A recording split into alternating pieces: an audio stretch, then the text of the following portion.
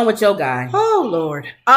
Christie is at some Fred Flintstone. Faith and Fred. Wendy got calling him Fred Flintstone. Is at some at Faith and Freedom Conference.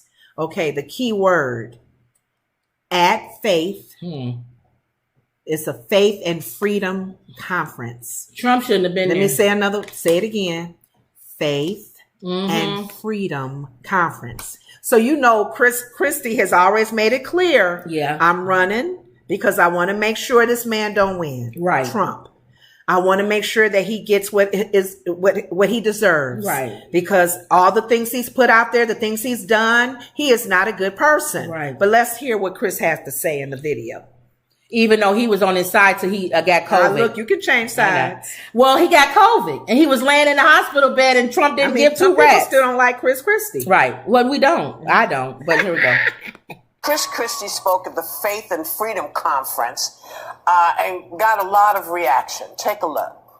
He's unwilling to take responsibility for any of the mistakes that were made, any of the faults that he has, and any of the things that he's done. And that is not leadership, everybody. That is a failure of leadership. And you can boo all you want. But here's the thing. Our faith teaches us that people have to take responsibility for what they do.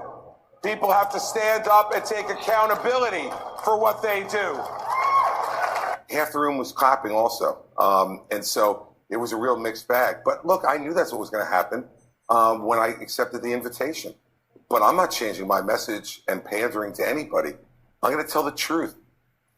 So okay. So one of the things that one of the things that Sonny was saying, she still don't understand why evangelicals are even that they supported him when he first came out. Right. Why would you be surprised that they're still supporting him? Well, Sarah made a good point. She said, I understand when he first came out. Right. Because they wanted a Republican Supreme Court. And you got it now. And certain things they wanted in place. Right. But you don't they have wanted to turn the whole Roe versus Wade. Yeah, all of that. But she said now there's no reason. As a Faith and Freedom Conference, this man has no reason to be supported by evangelical Christians. We said why. They're not evangelical Christians. They're Sadducees well, and then Pharisees. if they got to make it clear as evangelicals, and they brought up what's his name? What's the guy that led the there was a movement. It don't matter. His dad. Farwell. And that name and the son. And Whoopi said, I remember back in my day, it meant something when a person was of character. They had integrity. Right. And Christians stood up for that. They wouldn't support an adulterer and all this other stuff. Thank you. But that was one of the things that they shared. And they're happy, most of them, that Chris Christie is speaking out going, okay, he got good applause at the end because people had to go, yeah, you're right. Why are we supporting this man? This man has robbed things. He's causing criminal activities. And as evangelicals, we don't stand for that. Well, KLP says on TikTok, he changed sides hoping he'll get elected. I will not be voting for him. I agree. I don't care about Chris Christie. I don't care about him. Right. But he's right though. You can say the right stuff and be the wrong vessel. Exactly. He's saying all the stuff that's right. And let's just say for the record, he wants to win. He's running. He does. I like the fact that he's still ruffling the feathers of people in the faith movement. Right. Well, first of all, they're not,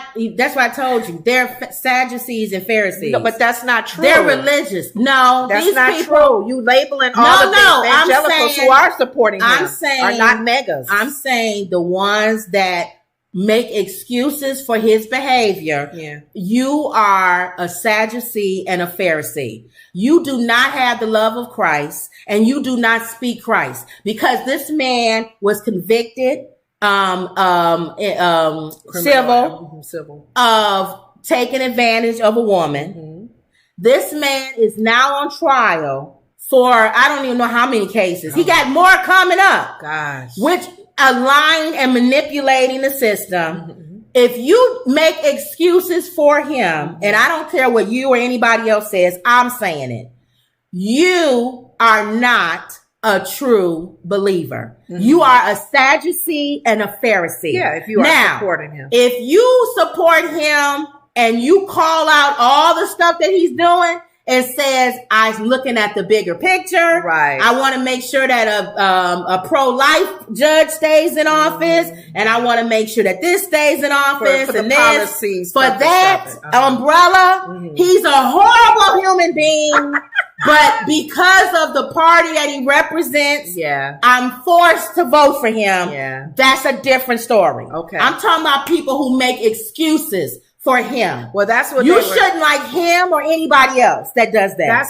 That's what they were saying. Pretty much, Sarah was saying, aside from what you just said, right? There's really no strong reason to support him, even for the policy purpose of it. I'll listen to him. Now, here's the thing: the question comes out once all 20 of them run.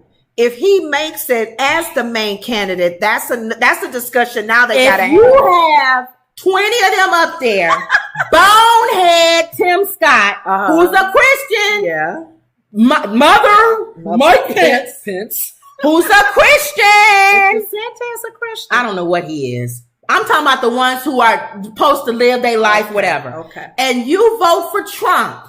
I'm sorry. You are a Pharisee and a Sadducee. Okay. Now, if he gets the nomination, and then you say I'm forced to vote for him, that's a different conversation we can have. Okay. But you're gonna push aside Tim Scott and Mike Pence to vote for Comb over.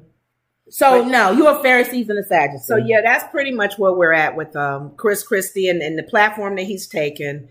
Yeah, he has to remind people, wait a minute, this is a faith and freedom event. We're supposed to be Christians. Or even... And he spoke there. Comb over spoke there. Yeah. Our faith teaches us this. Our faith teaches... And it also teaches us to forgive. Yes. And to move on. But if the person is not taking responsibility and ownership for their mess. When have you ever heard Trump say, I was wrong, and why don't y'all pray for me? Never. Does he even know what the word prayer for me is? So the evangelicals are the same ones that when they say Sunday morning is one of the most racist times of the segregated. Yeah, those are the same evangelicals. When you walk in their church, they be like, "Oh, what you doing here?